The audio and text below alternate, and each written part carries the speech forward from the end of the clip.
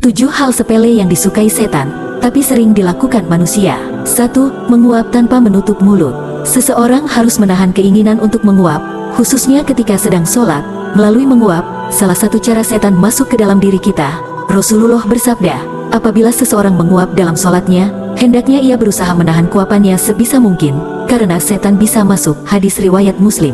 2. Makan dan minum tanpa mengucapkan basmalah. Ketika akan makan dan minum, dianjurkan untuk mengucap Bismillah, agar makanan yang masuk ke dalam tubuh kita bisa mendapatkan berkah. Rasulullah bersabda, bacalah Bismillah, makanlah dengan tangan kananmu, dan makanlah makanan yang ada di hadapanmu, maka seperti itulah gaya makanku setelah itu. Hadis riwayat Bukhari Muslim. 3. Makan dan minum dengan tangan kiri. Di antara adab yang diajarkan Islam, ketika makan atau minum, adalah makan dan minum dengan tangan kanan. Islam melarang makan atau minum dengan tangan kiri.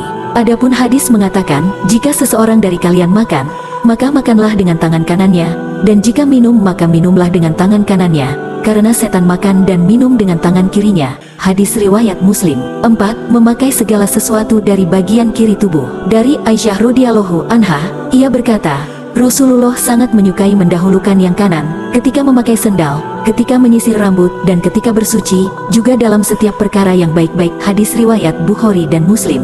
5. Tidak mengibas tempat tidur sebelum menggunakannya. Di antara tuntunan Rasulullah bagi seseorang yang hendak tidur adalah membersihkan dengan cara mengibasnya sambil membaca basmalah. Hal ini agar ketika tidur tidak diganggu oleh setan.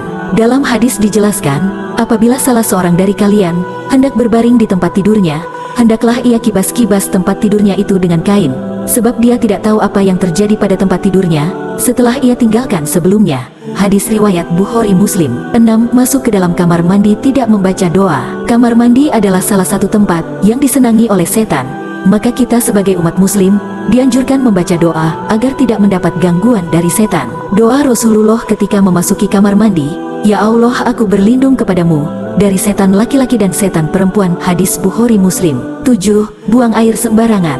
Perlu diketahui bahwa Islam melarang kita untuk membuang air sembarangan, karena termasuk dosa besar dan disukai oleh setan.